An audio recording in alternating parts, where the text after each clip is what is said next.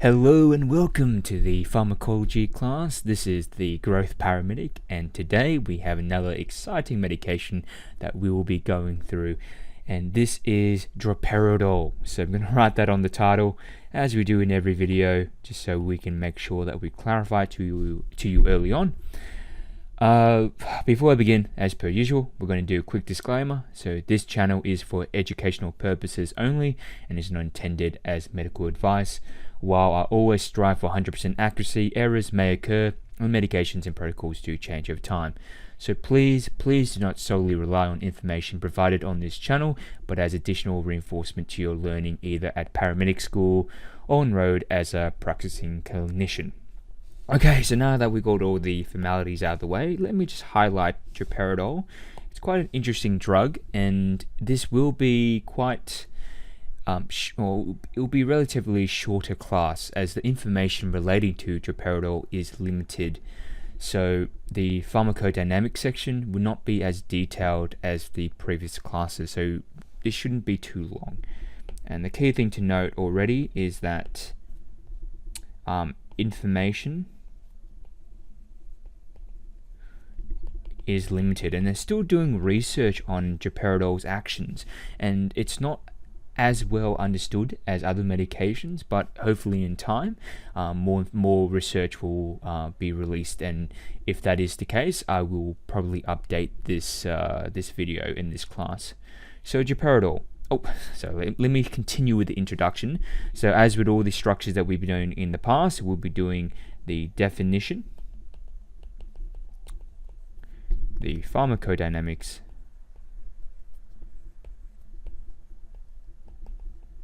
and of course precautions. So things that I think you should be aware, but it's not going to be an exhaustive list, just generally things that I think it's important that you are aware of when it comes to this medication. All of these will be time stamped, so you can, if you're in a rush, go straight to the points that you need to, such as how the drug works in the body. I haven't included in my video so far the pharmacokinetics. I don't think, in terms of as a practicing clinician, it's that important. Whilst it is still good to know how it's absorbed in the body. When you're giving medications or you're giving these kind of drugs, you're giving them because of what it does to the body and how it acts on the body. So that's what I'm really mainly focused on with this. If we start talking about the pharmacodynamics, these videos would go on forever, in my opinion, and my goal is to make it as relevant and to a paramedic level in terms of information. So when you're watching this isn't really for nurses, this is for paramedics in the pre-hospital field, but nurses, medical students, they can benefit from this, but we're not going to go into the intracellular level and talk about the calcium channel gates and the potassiums and all the negatives and positives. No, we're going straight to what you as a paramedic student, an ENT student, should be aware of with this drug. When you administer it, what does it do to the body? So that's going to be an introduction. So now we'll head off to the definition. So let me write the definition here so I can clearly find out when to timestamp the video. Definition. So Droperidol is an antipsychotic drug, and it is from the neuroleptic group called the butyrylphenones. I can never pronounce this word. It's a huge word, and I think I'll never be able to pronounce it, but I can spell it for you. So the butyrylphenone. So butyrophenones, neuroleptic group.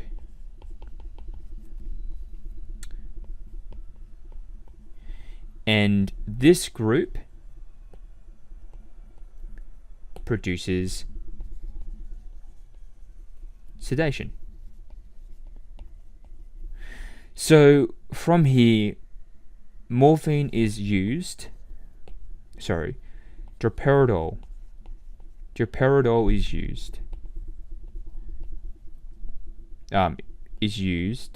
Droperidol is used for sedation, so putting people to sleep.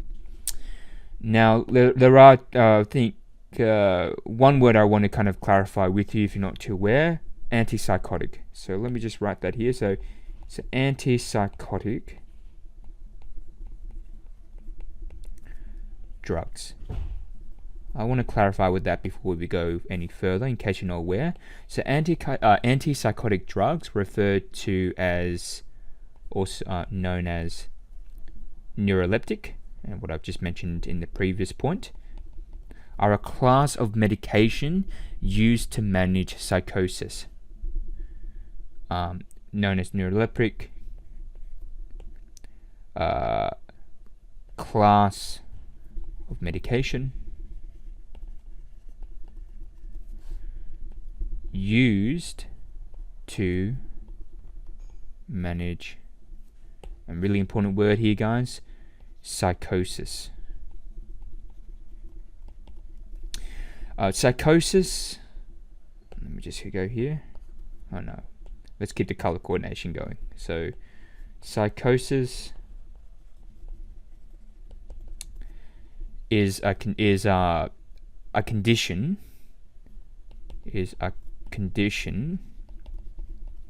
that affects the way your brain processes information. Is a condition that affects the brain's ability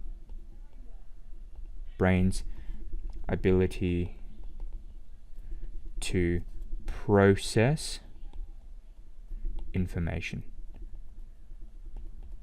So that's an important point here. So let me see. Affects brain's ability to process information. So that's a really key point when it comes to psychosis. It is important to note, though, with this condition, it is not an illness. Let me go. Rather, it's actually a symptom. Not an illness, a symptom. And you know your signs and symptoms of things. So many things can cause psychosis, and I'll quickly do a quick list here. And that includes mental plus physical illnesses, such as schizophrenia, substance abuse. So you're talking about, heroin usage, cocaine, all those causes, you to imagine things. So psychosis puts you into a psychosis, substance abuse, and extreme stress or trauma. So those are usually generally the main ones that can cause it. And so from here we know that Droperidol is a neuroleptic, and so it is managing psychosis. So it's used to manage psychosis. And in that regard, it does this by sedating patients and kind of putting them into you don't, as a paramedic, you're not trying to make them fully unconscious. You're putting them into a state where they can still be aroused but are not as disturbed, in a sense, as aggressive. And this is actually an important bit to note in the pre-hospital setting. So from here, in the pre-hospital setting, it is used for behavioral disturbances. And you should know, and you will be aware of what is normal and what is not normal when you're treating patients. And it's, again, the usage is to calm patients down. It can be used for medical, trauma, or mental health related behavioral disturbances. So behavioral disturbances can be, as I said, medical, trauma, or mental health related. And administration is always done with the patient's interests at heart. So paramedics are only giving droperidol if they can't safely treat patients, or the patients are being aggressive and they're putting the risk of themselves and emergency personnel. So really, you shouldn't be giving droperidol unless it's absolutely necessary. So you should always attempt to de-escalate the patient, try and reason with them, use rapport, try and get to their eye level, use open body language. But sometimes you have patients who simply cannot be settled down this way, and that's when you need to consider using droperidol to safely access the patient and treat them. In some ambulance services, such as Queensland Ambulance Service, so Queensland Ambulance Service in Australia, they do have a criteria that you need to meet before it's indicated, and this is called the sedation assessment tool, and it's called SAT. And in this situation, the patient has to have a score of a SAT score less than or equal to 2. And I'll cover this in the Paramedic Skills series. So we are going to have another series. This is the Pharmacology Class Series. We will have one that focuses just on paramedic skills like blood pressure, IV access, and the SAT, and doing the sedation assessment tool. So this will be covered in a later video, so I won't go through it in this one. But again, if it's less than 2, it is indicated to be used. However, there are other ambulance services, including New South Wales Ambulance, that actually don't use a set criteria, and in most cases, it's the usage of droperidol is dependent on the individual paramedic treating. So it's up to their knowledge and their decision and their critical decision making skills to determine whether or not droperidol needs to be used under the behavioral disturbances protocols. And I really can't give you a set answer or set definition on behavioral disturbances, because that is dependent on the service that you're working with or you're under. So look up your protocols and guidelines in whatever state or ambulance service you're working with, or you're looking to get involved with, and they should tell you what that kind of area of what defines disturbances is, and if that is met in the pre-hospital setting when you're treating a patient, then you can use droperidol. Okay, so kind of blabbed on a bit with the definition. So let's head off to the pharmacodynamics, and then that's the part that has limited information. So we'll see how we go. We'll go to the next section here. So pharmacodynamics of droperidol.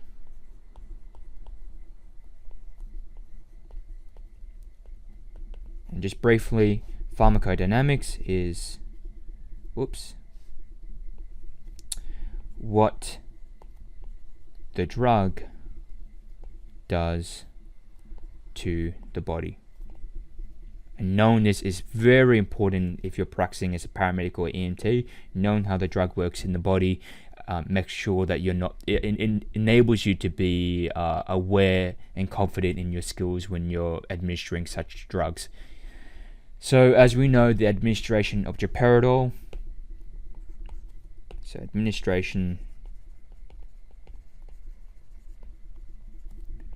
of droperidol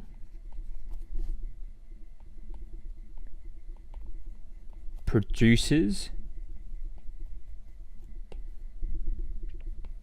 tranquilization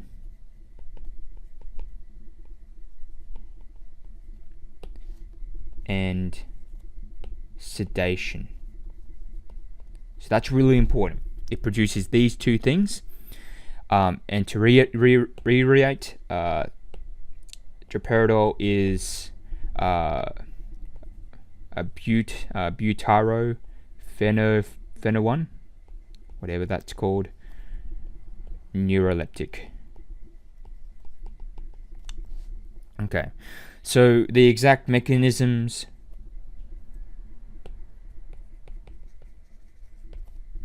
in play are not well understood yet, so that's again important to know. not well understood. However, droperidol, what we know from it is that it has potent dopamine 2 receptor receptor antagonist with minor antagonistic effects on alpha 1 adrenergic receptors,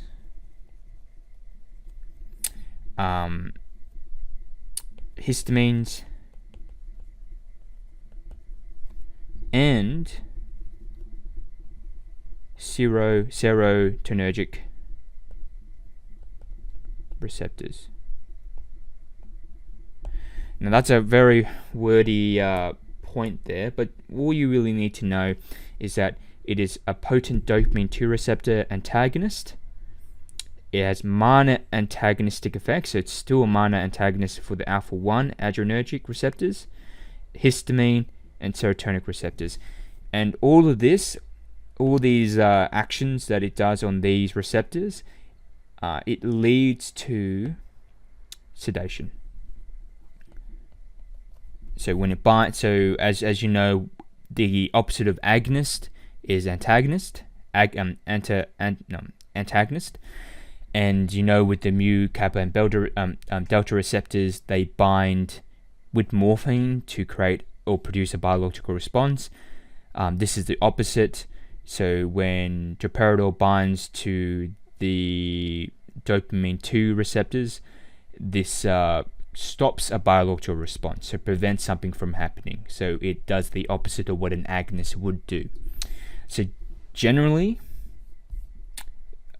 if I do another point here, generally droperidol potentiates other CNS depressants.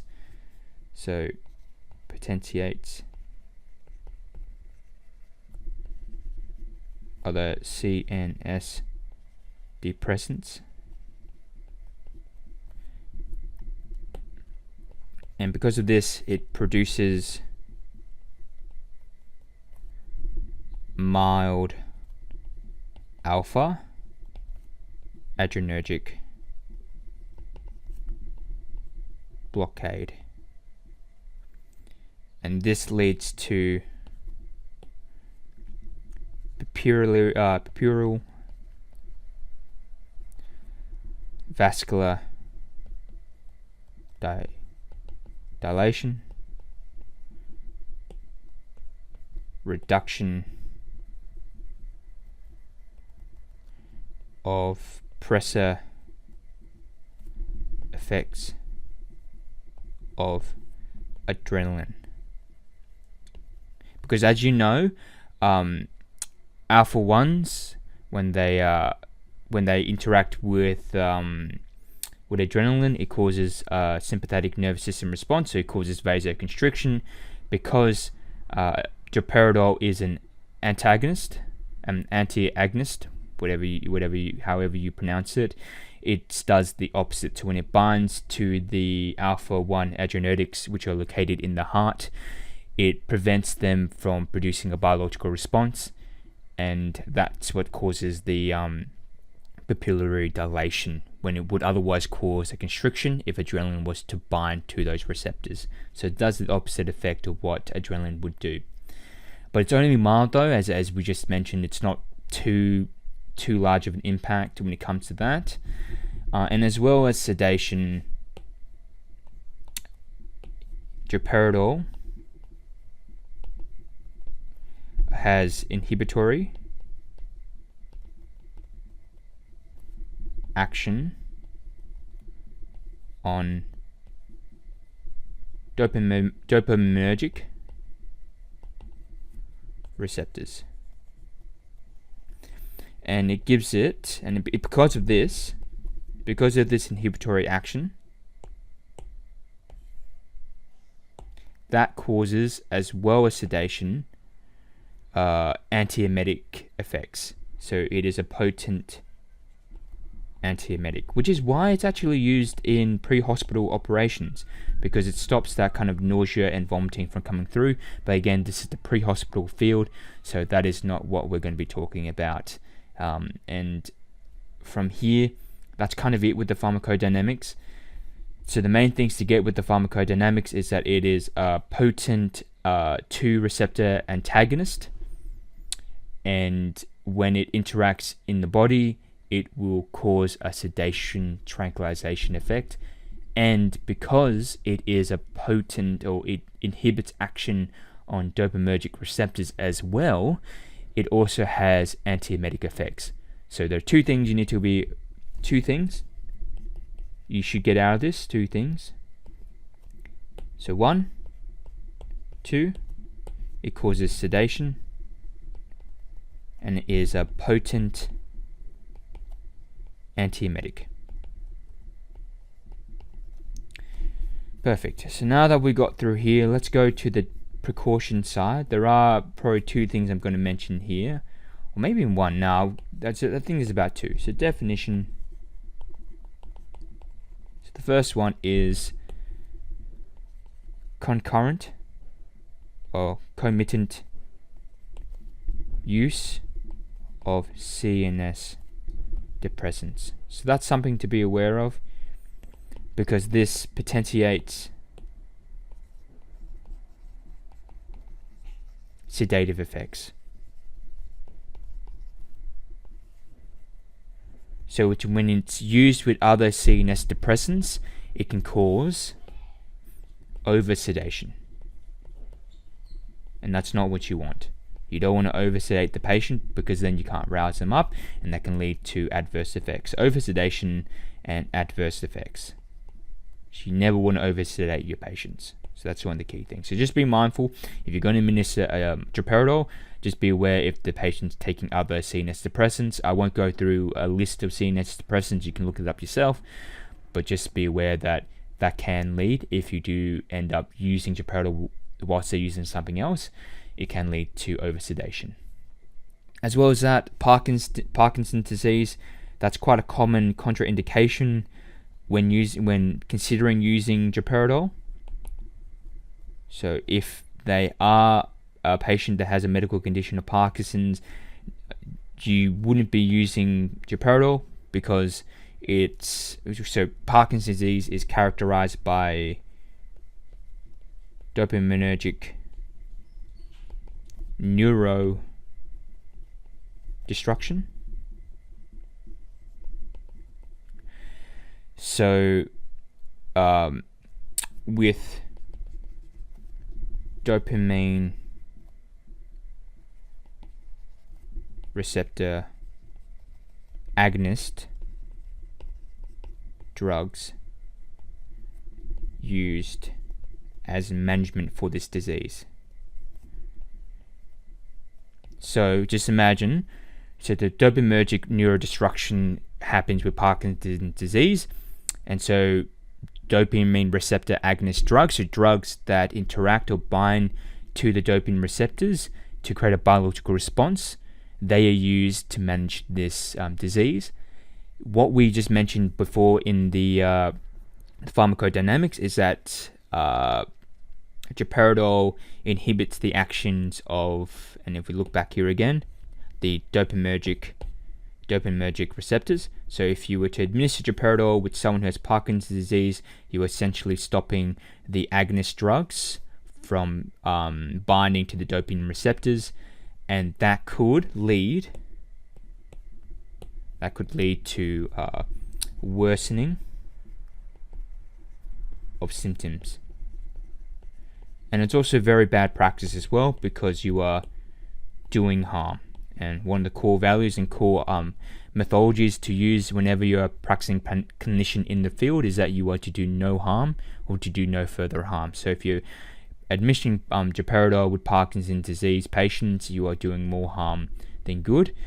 And again, you shouldn't be doing that. And most ambulance services in the world have Parkinson's disease as a contraindication to droperidol usage. So doing so could worsen symptoms.